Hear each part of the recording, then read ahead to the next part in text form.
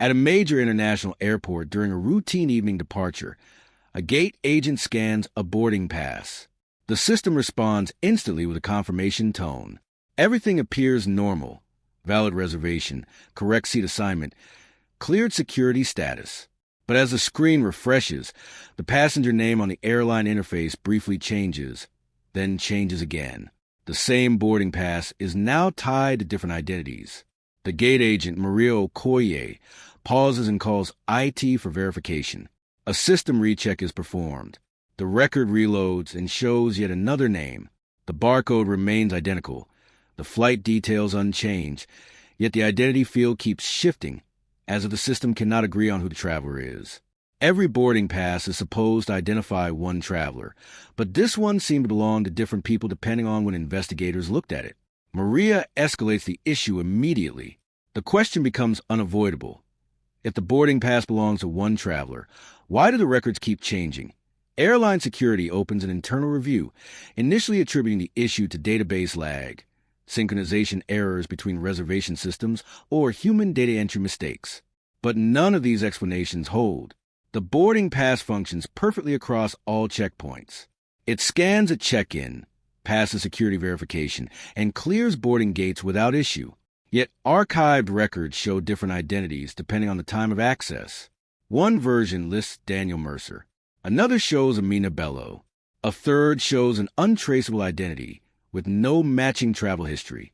Investigators interview staff who interacted with the passenger and accounts conflict. One gate agent insists it was a man in his 40s. Another recalls a young woman. A third cannot confidently describe the person at all despite processing the boarding pass directly.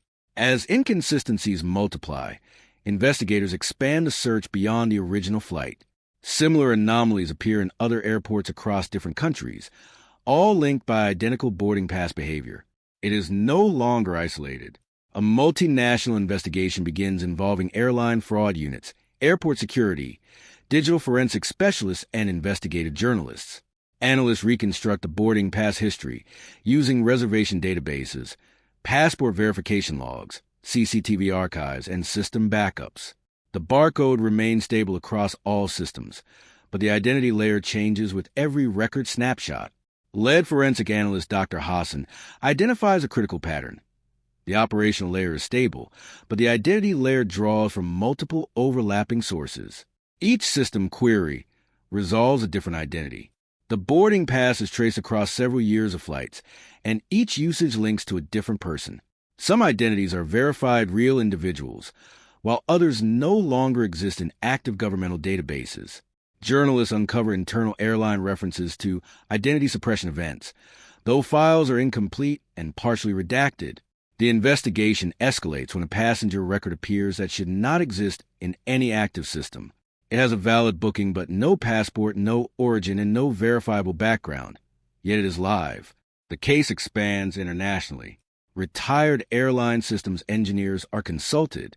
One admits the anomaly resembles a legacy identity management protocol, once used for high-risk security cases, never fully decommissioned. Parts may still operate in isolated infrastructure. Further investigation shows all identities tied to the boarding pass connect indirectly to a decades-old international case involving financial fraud, whistleblowers, and witness relocation programs. Some individuals were involved in testimony that led to major prosecutions. Others appear in records later erased or altered. A retired investigator confirms warnings were filed years earlier, but reports disappear from archives. The conclusion forms slowly. This is not random corruption, but a layered system failure across decades. Legacy systems, incomplete shutdowns, fragmented global databases, and possibly controlled identity routing mechanisms created a situation where a single boarding pass resolves to multiple identities depending on which system layer is accessed.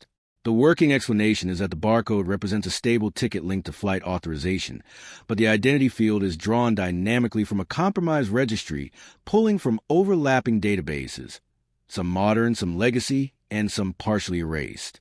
When these systems conflict, no single identity stabilizes, causing rotation between valid passenger profiles.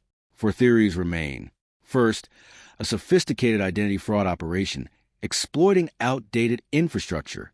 Second, an accidental survival of an old administrative identity mirroring system never fully disabled.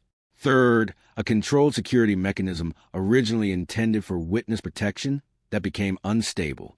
Fourth, missing or inaccessible records preventing a full explanation. In the final review, investigators returned to the original boarding pass. It still scans. The flight remains valid. Yet across archives, the passenger identity continues to shift depending on system access point. No consensus exists. The lead investigator concludes that the system works exactly as designed, but the design itself is fractured across time, institutions, and forgotten updates.